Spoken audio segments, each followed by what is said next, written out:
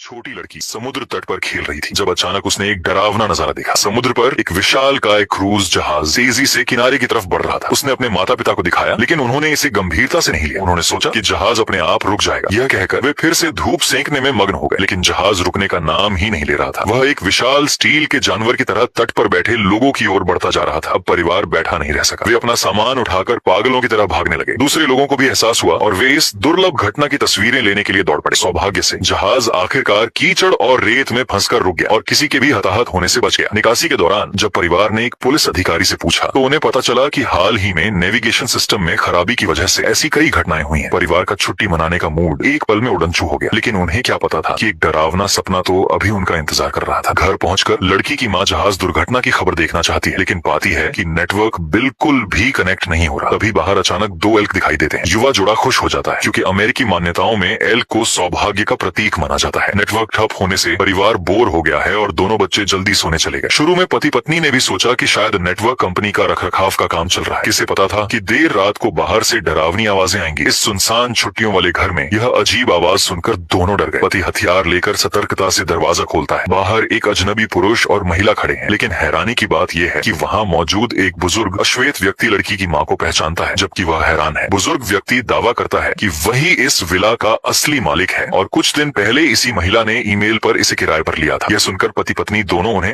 अंदर आने का साहस करते हैं। अंदर आने के बाद बुजुर्ग व्यक्ति बताने लगता है कि वह और उसकी बेटी एक संगीत कार्यक्रम से लौट रहे थे, लेकिन शहर की इमारतें अचानक 88 मंजिल ऊंची हो गई और उसके पैर में चोट की वजह से वह ऊपर नहीं चढ़ पा रहा, इसलिए मजबूरी में यहाँ आए। लेकिन लड़की की माँ सतर्क हो जाती है। फोन का सिग्नल नहीं है, इसीलिए वह पुष्टि नहीं कर सकती कि यह आदमी सच कह रहा है या नहीं। वह नहीं चाहती कि कोई उनकी छुट्टियों की खुशी बर्बाद करे। बुजुर्ग व्यक्ति समझाता है कि उनका इरादा उन्हें परेशान करने का नहीं है। वह आधा किराया वापस करने को भी तैयार है। यह कहकर वह एक अलमारी खोलने की अनुमति मांगता है। पति पत्नी चुपचाप हामी भर देते हैं। बुजुर्ग व्यक्ति चाबी से अलमारी आसानी से खोल लेता है और $1000 निकालकर पति पत्नी को देता है ताकि वे उन्हें एक रात ठहरने दें। पति डॉलर देखकर खुश हो जाता है और तुरंत अनुमति दे देता है, लेकिन लड़की की माँ को अभी भी भरोसा नहीं होता। वह पति से अकेले में बात करती है। पति कहता है कि चूंकि उनके पास चाबी है तो वे मालिक ही होंगे, साथ ही वे बुरे इंसान भी नहीं लगते। लेकिन पत्नी सोचती है, कौन अच्छा इंसान आधी रात को दरवाजा खटखटाता है। उसे लगता है कि मामला इतना साधारण नहीं। आपस में बात करने के बाद पति खुद जांच करने का प्रस्ताव रखता है, लेकिन जैसे ही पति बाहर आता है बुजुर्ग व्यक्ति उत्साह से उसके लिए कॉकटेल बनाने लगता है। पति एक घूंट पीकर उसके हुनर की तारीफ करने लगता है। हालांकि पत्नी ने पीना तो दूर, सतर्कता से पूछा कि कहीं शराब में कोई दवा तो नहीं डाली। फिर वह एक के बाद एक सवाल पूछने लगी। आखिरकार उसने बुजुर्ग व्यक्ति से पहचान पत्र दिखाने को कहा, लेकिन तलाशी के बाद पता चला कि उसका बटुआ गायब है। उसने समझाया कि शायद संगीत कार्यक्रम में ही छूट गया होगा। इससे पत्नी का संदेह और बढ़ गया। तभी अचानक कमरे से तेज अलार्म की आवाज आई।